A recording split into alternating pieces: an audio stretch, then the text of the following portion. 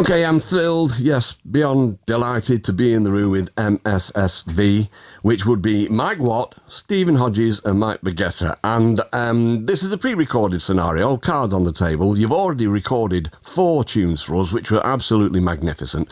Would anybody like to just tell us how the band came about in the first place? Because it was a little bit convoluted. Yeah, I can tell you. In 2017... me and Mike Watt did a record with a drummer named Jim Keltner called Wall of Flowers.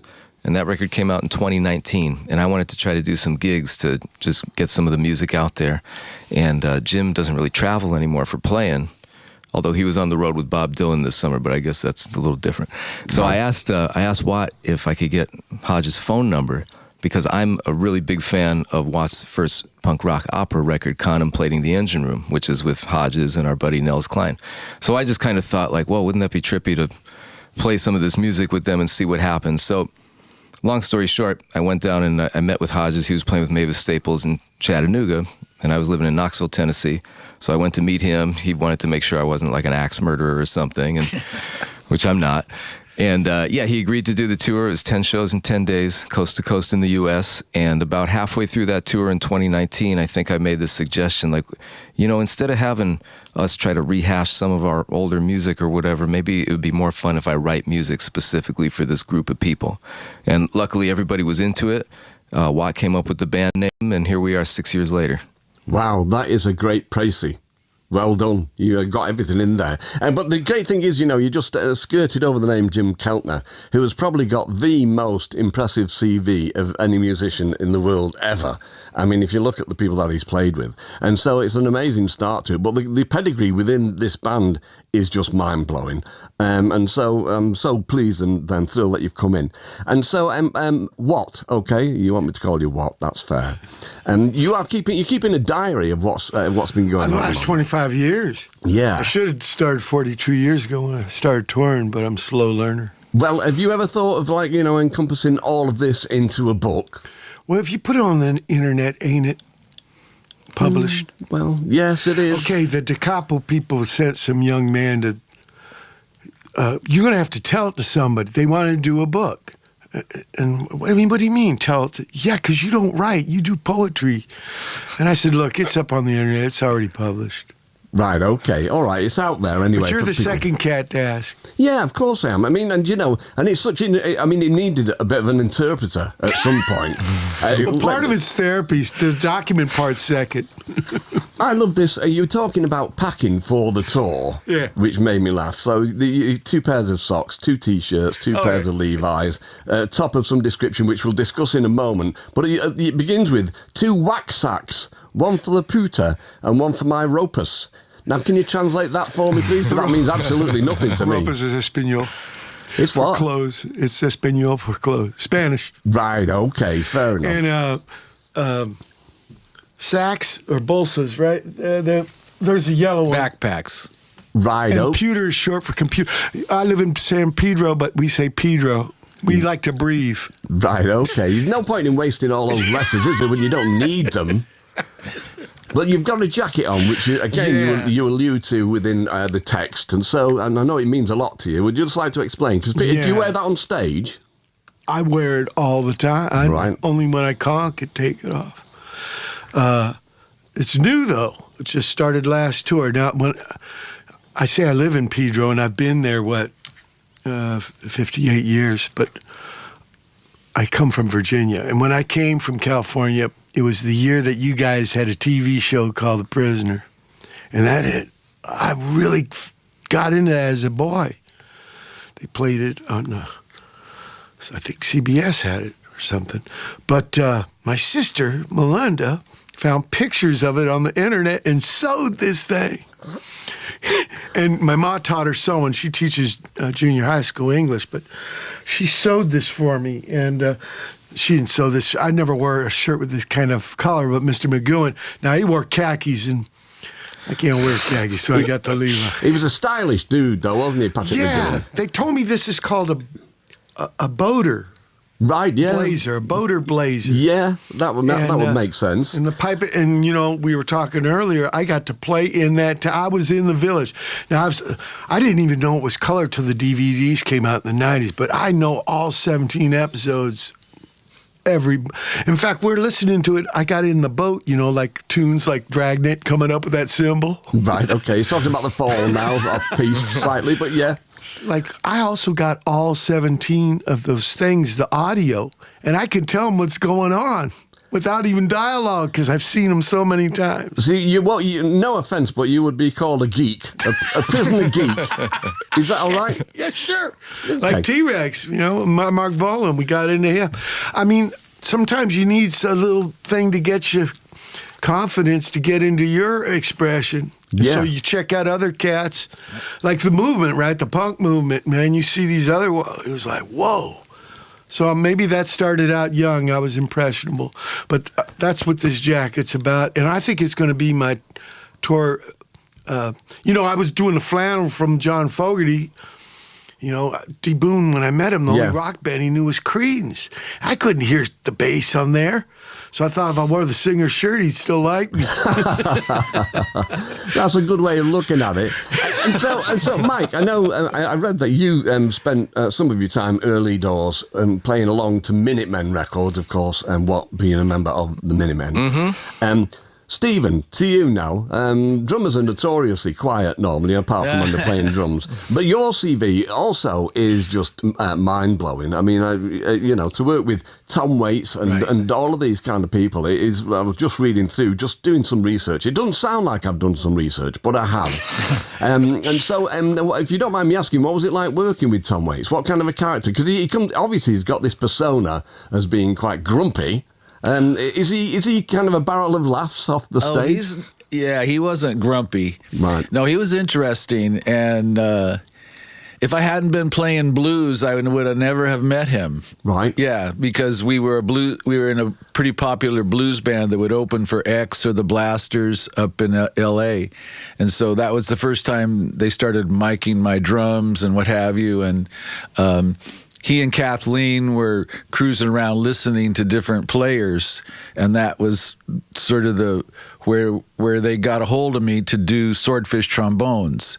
And I think my work in theater and dance was part of what made it work with Tom, because he would come near the drums and kind of dance and sing and throw his elbow out where he wanted to accent and help me create the beats in that way. Right. So, no, I think he's a pretty special person, of course. And somehow we had a shorthand that worked out. Right. Yeah. Okay. I mean, you from a distance you hear these things. You don't know whether they're true or not. But Tom Waits, his career is kind of almost in two parts, isn't it? You've got the kind of barfly thing, Yes. and with the burlesque dancer behind him and all that kind of stuff. And then the story is, and maybe you can tell me whether I'm right or wrong, though I didn't make the story up, is that Kathleen introduced Tom Waits to Captain Beefheart, and that was a real kind of eye-opener for him, because it takes a turn with Swordfish trombones, doesn't it? Oh, absolutely. That was where there was no more jazz trio. You won't find a cymbal on any of those records. None. The marimba would take over the part that a cymbal might take, a rhythmic part that would be. So, yeah, no, he definitely took a left turn there and just continued in that direction as far as found instruments, alternate sound sources, different beats than he had been using prior. Yeah. Okay, good. I'm glad that. So whoever told me the story in the first place seems to have been right. And so back to MSSV. Sure. Main Steam Stop Valve, just one of the great names. Obviously, you've had the Beatles and the Kinks. Somebody had to come up with Rolls right Main off the Steam tongue. Stop. Sorry? Rolls right off the tongue. Rolls right off the tongue. I absolutely been looking forward to saying it again and again. So who's responsible for that name? Yeah, it's from the Sand Pebbles. This book by Richard McKenna, but it's from the movie with Steve McQueen. Steve McQueen. It was Right. me and D. Boone's favorite movie when we were boys. That was a senior moment there, Mark. Sorry. Right. Yeah. We love it. We couldn't tell what it was about because we were just boys. But there's a part where he wants this cat. They got the people just doing things by copying moves. He wants them to understand the theory. Right. And when the eureka moment comes, it's the mean steam stop valve. And when you're a kid, that's busts you up. And I just thought the eureka I wrote a tune for him for this project, the first, about that thing. When another human reaches out to another human, like, we don't need hierarchy. I want you to know as much as I do. Right, okay. Yeah. Well, you know, like I say, I mean, it's a great thing you're doing. And so, can you tell me, we'll get to the music again in a moment, but what's the kind of the theory behind the band? You know, I mean, do you go off-piste very much? Do you like free-form? Is it like Cream, whereby, you know, if Eric Clapton would just stop playing a solo for a second, Ginger Baker would jump in and take over for half an hour? Have you got that kind of eye contact and that kind of adventure where you don't know where you're going? Because you're all involved in adventurous music, or is it quite structured in what you do? It's pretty structured. I write all the parts. The previous record to this one, the Black record called Human Reaction, a lot of those songs I started writing them as the bass parts, or the bass parts of the music, what I thought would be interesting, what I would want to hear Watt play with his sound and his approach, and then building the song off of that.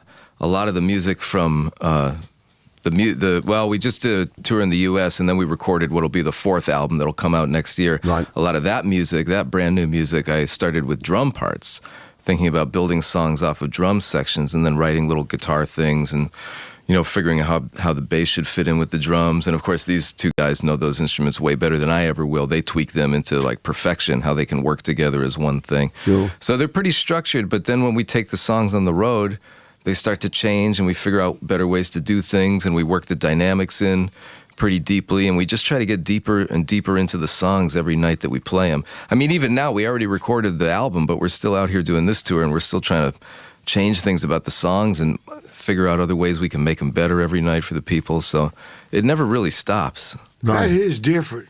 The albums get recorded, like we just did 52 gigs in 52 days over there. Yeah, wow. 53rd was kind of the 53rd gig, but it was the recording of the album. Right, okay. Instead of doing the record first, all those kind of practices right in front of people. Well, that was a Beefheart way with Trout Mass Replica, wasn't it? Just drill it in Things there, change you know. up until the last minute. Right. I mean, seriously, we changed some cymbal parts the day before the studio practically. So yeah, and they're both really good at maybe editing. We remove sounds and give more space. Do you know, I don't think I've ever had a conversation with three people in my life where cymbals have been mentioned quite so. I know. But, okay, we do need to move on, but I just want to say, Watt, it was a couple of weeks ago that I went to see Iggy Pop playing. Yeah. 78 years of age. And I got to help him for 126 months. I know, mate. And so you played with the Stooges, and at that point in time, you must have thought, Iggy can't keep doing this forever. This is incredible. I'm part of the Stooges. I don't know. I can't see him quitting. Do you know how he finishes this tour? No. He gets in a coffin and they carry him off. So, you know, I think Iggy is thinking to himself, you know, at 78, I'll probably, you know, he's still got his top off. He's still running around. His voice is as great as ever. Yeah. But, yeah, just a little kind of knowing nod just to say, I am 78 years old and they're going to take me off in a coffin. So, you know. He has a sense of humor. Yeah. You know, used to come on stage in coffin. I put a spell on you. Oh, yeah. Screaming Jay Hawkins did. Yeah. But also, I think Screaming Lord Sutch did the same. He did too. And also, funnily enough, I just saw I think Slade. Dick Dale did too. Did he? No, I think so. everybody's doing it.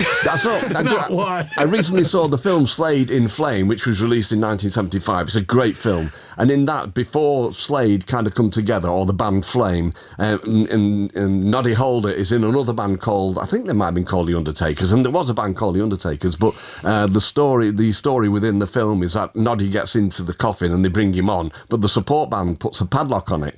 And so he's singing and banging away at the same time. And so you should see that film. If you haven't seen it, you guys should see it. That voice could cut through, though, I bet. Oh, well, yeah. It'll strip the enamel off your teeth. One of the greatest singers ever. Yeah, absolutely. Stephen, Mike, just an absolute joy to have you and a joy to speak to you. And thanks very much for playing for us. You're great. Thank you, Mark. Thank you.